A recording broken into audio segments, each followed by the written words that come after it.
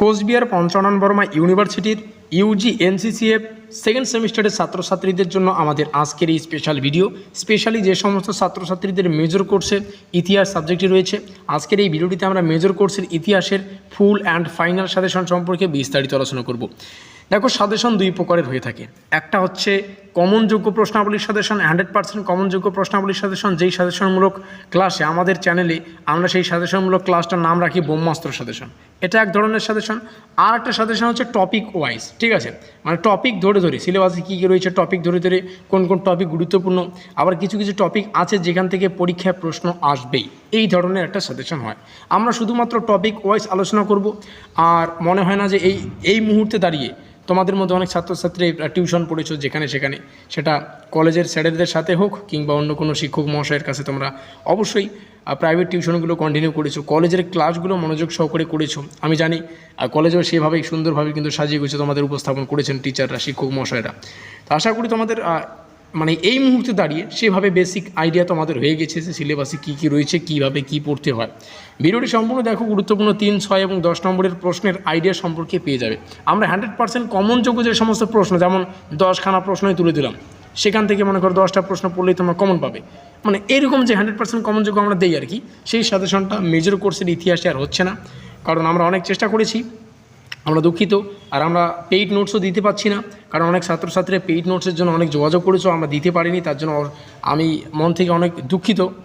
একটা কেমন ফিল হয় যে দিতে পারলাম না। কারণটা বলো তো কি? কারণটা একটাই, কারণ আমরা এই দ্বিতীয় সেমিস্টারের মানে সেকেন্ড সেমিস্টারে এসে হঠাৎ আমাদের পেইড নোটসের কথা কিন্তু চিন্তা আসে, যাতে করে ছাত্রছাত্রীদের, যেহেতু তোমাদের নতুন এনইপির আন্ডারে তোমরা পড়ছো, এখনও পর্যন্ত সেভাবে কিন্তু বইও প্রকাশিত হয়নি।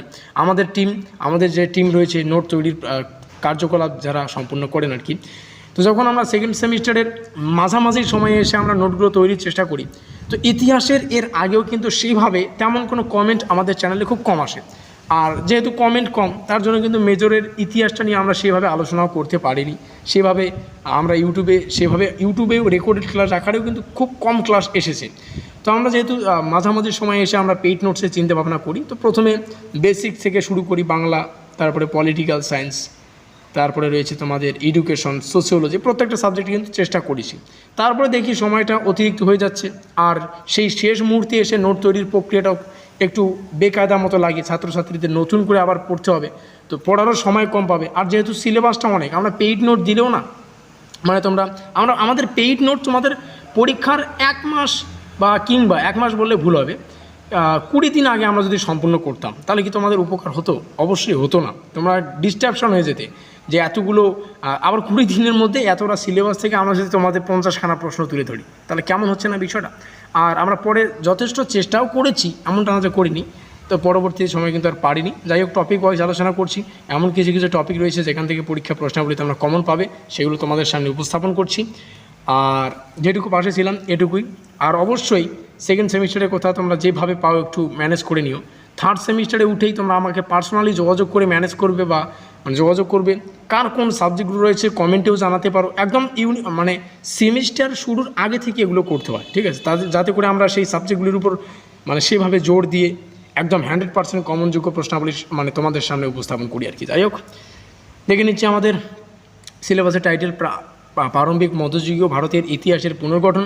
এখান থেকে একটা প্রশ্ন তোমরা এই যে মার্কিন যুক্তি এলাকা এখান থেকে পাবে, ঐতিহাসিক উৎস। দেখো, ঐতিহাসিক উৎস কিন্তু অনেক টাইপের হতে পারে, তার মধ্যে একটা সাহিত্যিক, ঠিক আছে, সাহিত্যিক ঐতিহাসিক উৎস এবং তাদের ব্যাখ্যা, এপিগ্রাফি রয়েছে এবং সাংখ্যবিদ্যা রয়েছে। এখান থেকে 6 নম্বরের হোক কিংবা 10 নম্বরের একটা প্রশ্ন তোমরা ইজিলি কিন্তু কমন পাবে।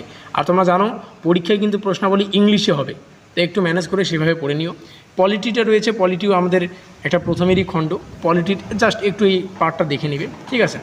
এটা অতটাও গুরুত্বপূর্ণ না, তবে ক নম্বর থেকে পরীক্ষায় প্রশ্ন আসবেই, বাইরে একটু হাওয়া হচ্ছে, কোনো ব্যাপার না। তারপরে রাজনৈতিক উন্নয়নের যে পার্টটা একটু এখান থেকে পড়বে। এখান থেকে রয়েছে বিভিন্ন রাজবংশের নাম, রাজনীতির প্রকৃতিগুলো রয়েছে, যেমন পাল, সেন, রাজপুত, চোল, অন্যান্য সামরিক রাজবংশগুলি, এই রাজবংশগুলি পড়ার চেষ্টা করবে। তারপরে রাজপুত বংশের উৎপত্তি এখানে রয়েছে, এখান থেকে 3 নম্বরের প্রশ্ন পাবে। কাশ্মীর রাজ্য, কারকোটাম, উৎপলা, লোহারা রাজবংশ, এই সমস্ত রাজবংশগুলি পড়ে নেবে। আর মতের কথা বলতে কাশ্মীর নিয়ে আলাদাই ভাবে পড়বে তোমরা। তারপরে হচ্ছে প্রাথমিক তুর্কি আক্রমণ, এখান থেকেও প্রশ্ন আসবে, ঠিক আছে।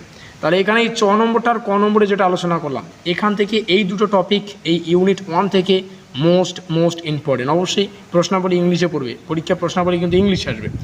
এবার আসি ইউনিট 2, যেখানে তোমাদের পড়তে হচ্ছে অর্থনীতি এবং সমাজ। এবং অর্থনীতি বলতে অনেক কিছু বোঝায়, সমাজ বলতে অনেক কিছু বোঝায়। তো মানলাম আমাদের অর্থনীতি এবং সমাজ পড়তে হবে। কার অর্থনীতি, কিসের সমাজ, সেগুলো আমরা নিচে পাচ্ছি।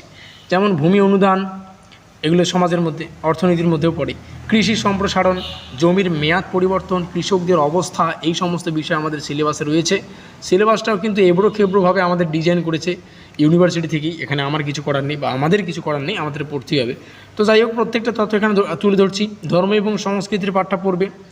ধর্ম বলতে কী বোঝায়, সংস্কৃতি বলতে কী বোঝায়, এদের ভারতীয় দর্শনের স্কুল রয়েছে। জৈন ধর্মের পাঠটা পড়বে, ঠিক আছে। সাহিত্য সম্পর্কে পড়বে, বিজ্ঞান ও প্রযুক্তি, এগুলো প্রত্যেকটা টপিকই গুরুত্বপূর্ণ। তোমরা অবশ্যই প্রাইভেট টিউশনগুলো পড়েছো, তোমরা জানো। পেন্টিং, ভাস্কর্য, চারু এবং কারুশিল্প, এগুলো মানে বলতে গেলে এতগুলো প্রশ্ন হয় এই সিলেবাস থেকে। ইতিহাসের সিলেবাসটা অনেকটাই, এখান থেকে এতগুলো প্রশ্ন হবে যে সাজেশন মানে ক্লাস তৈরি করতে গেলে তোমাদেরই কমেন্টে এরকম মানে কমেন্ট আসবে যে এতগুলো প্রশ্ন পড়তে হবে, এটা কী ধরনের সাজেশন হয়ে গেল। তো কিছু করার নেই, যেহেতু তোমাদের নতুন সিলেবাস, সেভাবে এর আগের বারও পরীক্ষা হয়নি যে আগের থেকে আমরা কিছু দেব। আর যাই হোক, যতটুকু পাশে থাকার চেষ্টা করেছি অনেকটাই, যতটুকু দিলাম এটুকুই।